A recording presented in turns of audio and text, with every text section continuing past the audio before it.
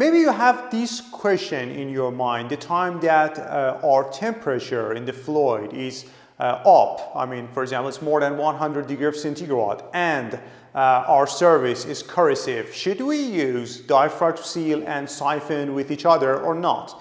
I want to tell you that using these two things are totally forbidden because the amount of possible leakage is gonna be increased, and that's for sure. You cannot just use it.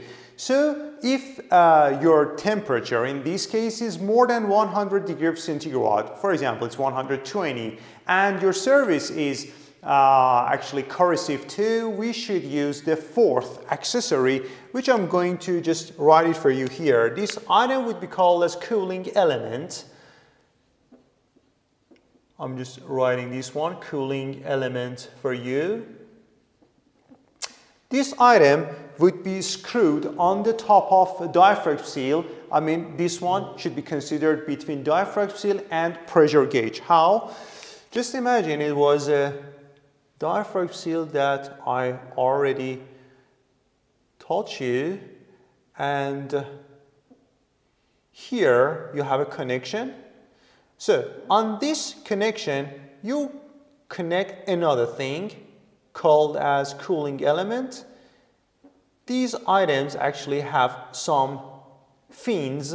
These are just some fins around, and after that you can consider a pressure gauge as well.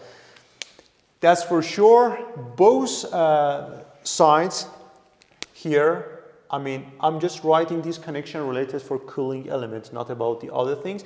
Must be 1/2 inches of NPTM, and this part of cooling element must be 1/2 inches MPTF.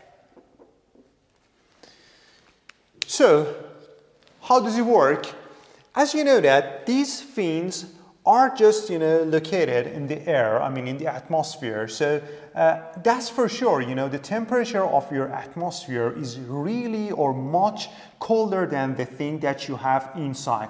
So because of the streaming of the air through these fins, they're going to actually be colder. So in this case, the oil, which is here, it was the oil as you could remember, the oil is going to be colder too, because actually your fluid is here.